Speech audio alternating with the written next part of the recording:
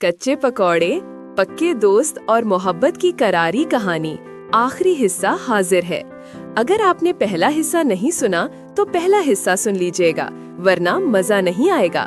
चलते हैं कहानी की तरफ। अगले दिन ज़ैनब यूनिवर्सिटी में अपनी सहेलियों के साथ बैठी थी और कुछ टेंशन में दिखाई दे रही थी। दरअसल उसे एक अहम प्रेजेंटेशन के लिए लैपटॉप की जरूरत थी और उसका लैपटॉप खराब हो गया था। उसने कई दोस्तों से मदद मांगी, लेकिन किसी ने कोई मदद नहीं की। सैफी ने ये देखा। उसने मानी से मशवरा किया, मानी, अब मैं क्या करूं? क्या करेगा? लैपटॉप पकड़ और बगैर हीरो बने हुए इसकी मदद कर। सैफी ने हिम्मत की और ज़ैनब के पास गया। इसके बजाय कि वो कोई फिल्मी डायलॉग बोले, वो सिर्फ मुस्कुराकर बोला, क्या मैं आपकी कोई मदद कर सकता हूँ? मेरा लैपटॉप बिल्कुल नया है और मैंने अपनी तमाम प्रेजेंटेशंस खुद बनाई हैं। ज़ैनब हैरान हुई, क्या आप मुझे थोड़ी देर के लिए अपना लैपटॉप दे सकते हैं? मेरी प्रेजेंटेशन कल है। सैफी ने झिझकते हुए कहा, लैपटॉप के साथ एक शर्त है, मैं आपको टेक्निकल सपोर्ट भी दूंगा। अगले चंद घंटों में सैफी और ज़ैनब मिलकर प्रेजेंटेशन पर काम करते रहे। सैफी ने कोई ड्रामा नहीं किया, कोई बहादुरी का शो नहीं दिखाया। वो सिर्फ एक संजीदा, मददगार और मुखलिस दोस्त की तरह बात कर रहा था, और यही मासूमियत ज़ैनब को बहुत अच्छी लगी। अगले दिन ज़ैनब ने कामयाब प्रेजेंटेशन दी।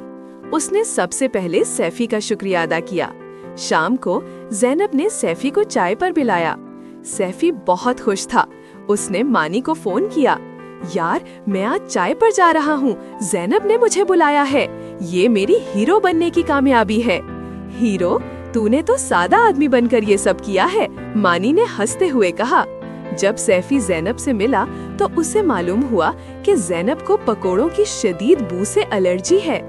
जब ज़ैनब ने सैफी को देखा तो उसने एक झटके से पीछे हटते हुए कहा, ओह सैफी, आपके कपड़ों से पकोड़ों की इतनी शदीद बू क्यों आ रही है? मुझे पकोड़ों की बू से एलर्जी है।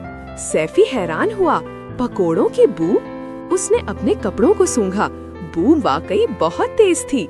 ये बू किसी और की नहीं, बल्कि उसके प्यारे दोस्त मानी की थी। मानी, जो पकोड़ों का समंदर था, जब भी सैफी से मिलता था उसके कपड़ों पर पकोड़ों की बू मुंतकिल कर देता था। सैफी शर्मिंदगी से सुर्ख हो गया। मुझे माफ कीजिएगा ज़ैनब, मैं अभी घर जाकर कपड़े बदलता हूँ और वापस आता हूँ।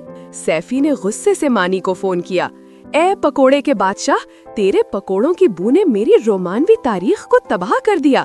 तू अपने पकोड़ा बम से दूर रह। मानी ने हैरत से जवाब दिया, क्या पकोड़ों की बू? मैं तो 1 घंटे से नहाया हुआ हूँ, सिर्फ 1 प्लेट ही तो खाई थी। लेकिन इसी लम्हे मानी ने महसूस किया कि उसने ना चाहते हुए भी सैफी और ज़ैनब के पकोड़ों के दरमियान आकर उनके रिश्ते को मजीद मज़ाहिया बना दिया है। सैफी वापस गया, जल्दी से नहाया और कपड़े बदलकर दोबारा ज़ैनब से मिला। ज़ैनब मुस्कुराई, आप अब बहुत ताज़ा लग रहे हैं। इस शाम सैफी ने ज़ैनब को सच्चे दिल से अपने बारे में बताया, फिल्मी हीरो बनने के ख्वाब और उसकी सबसे बड़ी ताकत मानी की दोस्ती के बारे में भी। ज़ैनब ने कहकहा लगाया, मानी वो बहुत ही दिलचस्प शख्सियत है। उसे पकोड़े इतने क्यों पसंद हैं? क्योंकि उसके लिए पकोड़े सिर्फ खाना नहीं, एक फलसफा है। सैफी ने हंसते हुए कहा और फिर मानी की पकोड़ा थ्योरी सुनाई। ज़ैनब ने कहा, मुझे लगता है कि आपकी दोस्ती बहुत खूबसूरत है। आपको किसी को इम्प्रेस करने के लिए हीरो बनने की जरूरत नहीं है। मुझे आपकी मासूमियत और मुखलिस दोस्ती पसंद आई। सैफी ने सख्त का सांस लिया।